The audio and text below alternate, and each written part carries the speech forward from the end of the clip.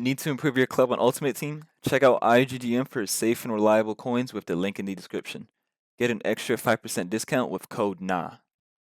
What's good, y'all? With this video, I'm gonna show you guys the 4-3-2-1, which is probably, not even probably, for sure, the best formation in the game at the moment. It is definitely the meta when it comes to formations. In my opinion, it's better than the 4-2-3-1, the 4-4-2, any of those other formations. The 4-3-2-1 is definitely the best formation in the game. It's a very good attacking formation, but it also specializes in being really good in terms of defending as well. Attacking wise, it excels in basically any single category. It gives you a lot of passing options, a lot of through ball options, so it's perfect for the counter attack. It's perfect for possession, and it's also perfect for build up, or for fast build up. And defending, it's really good as well. It defends in a really structured, it defends with a really good structure, really consistent. You don't have to worry about players being out of position as much like other formations. And honestly, if you're not playing this formation, if you don't have this formation in your locker, in your list of formations, and I feel like you're really just missing out because this formation just works consistently. I've never had to use this formation and felt like I needed to change the formation mid-game or mid-weekend league or anything. There's never been a point where I've never been like, okay, like I need to switch formations. This isn't working for me. This is the one formation in the game that has always worked for me. And I've updated it for the recent patches and things like that, especially the cutback patches. So you don't have to cut back as much with this formation. You won't really find yourself like relying on cutbacks, but this formation is just going to excel in terms of every other category that I spoke of previously. When it comes to possession, fast build-up, and counterattacks, those through balls, it excels in that category. And we're going to go straight to custom tactics. As you can see, this is my squad right here. I'm going to go to custom tactics. I have it set to my ultra defensive, but obviously this is not an ultra defensive formation. It's really good in terms of attacking. I would consider this an attacking formation, but like I said, this formation is so versatile. You can use this as a defensive formation or even an ultra defensive formation. It's really up to you. We're gonna have it set to defensive style balance with 37 width, primarily because we want to force the other player to constantly switch the ball, because when they have to switch the ball over and over again, they're just wasting time. And especially if they can't find options, we just want to force them to not be able to look progressively and look up the field. We want them to look up and down, as in, pitch or touchline to touchline. And with 37 width, they're going to be tempted to find another flank because the defense is going to be so narrow. And the fact that the middle of the pitch is going to be so congested that they're just going to constantly look wide, wide, wide. You just want them to do that because it's going to force them to be uncomfortable in terms of defending. And they're going to have to constantly have to switch the ball. And when they have to do it out of necessity, that's when you know that they're panicking and they're not going to be able to defend, or they're not going to be able to attack as well.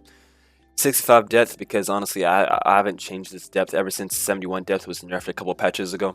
This was a couple months ago, obviously. 65 depth is pretty good for all players, I would say. If you've been using 71 depth this whole time and you've found success with it, you can use 71 depth. However, with this formation, I would recommend 65 because it's already a pretty aggressive attacking formation, so you do want to play it more safe with 65. You can have billet play balance with chance creation, direct passing. I have this on every single formation that I've done in the past few weeks, or past few months, honestly, I'd say. This is mainly because it allows for the most versatile gameplay while still maximizing what makes attacking the meta, or the attacking meta to be exact. Specifically with direct passing, you're enabling passing options for players to come short to the ball, and you're also allowing them to be able to make through balls and through runs. So, yeah. 56 width, which is a little bit more wider than other formations, primarily because this formation technically has 3 strikers, so we want to make sure that these wide strikers can act as wingers whenever necessary. However, 56 is a perfect amount where they're still tucked between the center back and the fullback, so you don't want them to be too wide and turn them to actual wingers. However, we want them to be in that position where they're between the fullback and the center back, because a through ball from that angle is very, very dangerous for the other player. Because if you're having 3 players getting behind, one's going through the middle and the other 2 are going in between the fullback and the center back, that's going to be really, really obnoxious to defend against. Primarily because they can only really control one defender at a time, so being able to have that many options in the through ball is going to be so hard to defend against. So you're going to want that. You're going to want 56 just for that reason. And this is also a formation that excels in terms of attacking out wide as well as midfield as well, building through the middle. So 56 is one of the facts, or one of the things that enable this formation to excel in terms of controlling the pitch out wide, in terms of the attack at least. We're going to have 6 players in the box, primarily because we're not literally going to have 6 players in the box, but like I say in other videos, 6 players in the box acts as a limit of players that can enter the box as well. And you'll see with the instructions that 6 will make this formation basically overload the other players, all the other team's players, and you'll have more options than the other player would in terms of defense. So you just want 6 to frustrate the other opponent. And then corners and free kicks, you guys can do what you want to do for these. I like 2 because it makes you safe on the counter attack while still having options to begin with to attack to begin with. I know people like to set 1 to corners and free kicks. I like 2 personally, but you guys do what you want. And right before I go ahead and continue with the instructions and showing the instructions, I just want to real quick just mention the fact that, as you can see on the screen right here, the rate of subscribers is actually pretty interesting. I try my best to create formations for videos that are meta and would provide you with success on FIFA in terms of weekend league, in terms of division rivals, in terms of really anything. So if you want to stay up to date with meta formations and other things of that nature, go ahead and subscribe. Additionally, if you're looking for a Discord server where you can find FIFA discussion for things like daily content, tactics, squad building, or anything FIFA related, then you can join my Discord today with a link in the description. And going straight to the instructions, you're going to see that we have our striker right here, our number 9. Stay central, getting behind, stay forward. It's pretty self-explanatory, really. This is going to be your number 9, literally. This is going to be a really good option in the counter attack because they're going to be making a lot of through balls. And this is gonna allow them to basically just be that option in the box. Really, there's not really much depth to this play right here. It's just a regular striker. You'll see the depth when it comes to the wingers, as we'll get to right here. You're gonna have one winger on stay central, getting behind, basic defensive support, and you can have another winger on stay central, mix attack, come back on defense. And now you're probably wondering, which one do I put on basic defense support with getting behind, and the other one with mix attack, come back on defense? First, we're gonna have to get straight to the fullbacks. So with the winger that is on comeback on defense, mix attack, its corresponding fullback right here, as you can see, my Joao Cancelo, he's on stay back while attacking, overlap, and then the midfielder right here is going to be on balanced attack, cover center. The reason why it's like this is because the fullback right here is going to be the fullback that stays back. So this is going to be the fullback that you have that has better defending stats and or has weaker attacking stats than your other fullback at least. And then your midfielder right here, the midfielder next to it, is going to be the midfielder that acts as your number 8. This is going to be the midfielder that's mainly the basically a player like Bellingham or whatever, a player that has well-rounded stats, can defend, can attack, and do everything. However, you want them to be all over the pitch. You want them to be a box-to-box.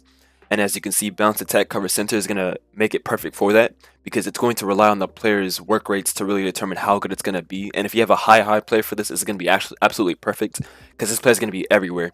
But you want this guy to be on this side of the pitch. It doesn't have to be this side exactly. It can be on the other side. You just make sure that obviously you have the formation to be oriented like this, with the winger right here to be on stay central, mix attack, come back on defense, the midfielder to be on balance attack, cover center, and then the fullback to be on stay back while attacking, overlap. The reason why we have the fullback on stay back while attacking with overlap is to make sure this fullback stays wide consistently. The overlap is going to force him to be to the right of the fullback, or to the right of the center back, I mean, or to the left if it's on the left side, obviously. It's going to force him to not join the midfield, even in terms of defense. It's going to force him to stay out wide, closest to the touchline. So that way you have a consistent 3 defenders at all times, really. And then with the right side all figured out, we're going to go straight to the left side, where you have stay central, getting behind, basic defensive support, with get forward, get into the box for cross on the midfielder right here, and then your fullback, your attacking fullback, is going to be on join the attack, overlap. The midfielder right here is going to be a number 10 primarily. He's going to be a player with really good shooting and dribbling. So if you have like a cam player, you know, like a player like Griezmann or whatever, a player that has really good shooting, good play styles as well for shooting, things like finesse shot are perfect for a player right here. And then your winger right here, this winger right here is going to operate more as a striker, if anything. He's going to be next to the striker that you already have. And then the other guy, obviously your winger right here, is going to operate more as like a half winger almost, because in defense, this winger right here is going to drop back a little bit. So you'll notice that if you're in a counterattack scenario, or you're defending against a counterattack, I mean, this player right here is already going to be a little bit more dropped back. So he's going to drop back a little bit down the screen and tuck in next to the midfielder, the number 8 midfielder right here. That way you have a consistent 3 options in terms of defense. But then the left guy right here, this guy's going to operate basically as a striker. So he's going to be making a lot of through runs and behind, and you can have a cam right here in support for him. So really the left side is going to be just a really strong attacking side that that overwhelms other team's defense with a lot of through runs, while the right side is going to be more progressive, more slower progression based, tiki-taka, possession, whichever way you want to play, honestly. It's whatever you make of it in terms of gameplay. But yeah, stay central, getting behind, basic defensive support is going to make this guy operate almost as a striker, half winger. number 10 right here, get forward, get into the box for cross, cover center. It's going to turn him into a cam player that drops back. So he's a cam in attack, basically center mid and defense. So it's honestly really OP that the instructions even work like this for this player. That's what makes this formation so good in terms of this player right here. And then your fullback right here, join the attack overlap. I recommend that this player right here is a player that has really good pace because he's going to be making a lot of crazy runs in behind, and he's going to be really wide by default. So as you can see with this center back, or sorry, the CDM right here, you're going to want him on stay back while attacking cover center. This right here, I highly recommend you can get a player with long ball pass or long ball pass, especially long ball pass plus, which Bruno does have.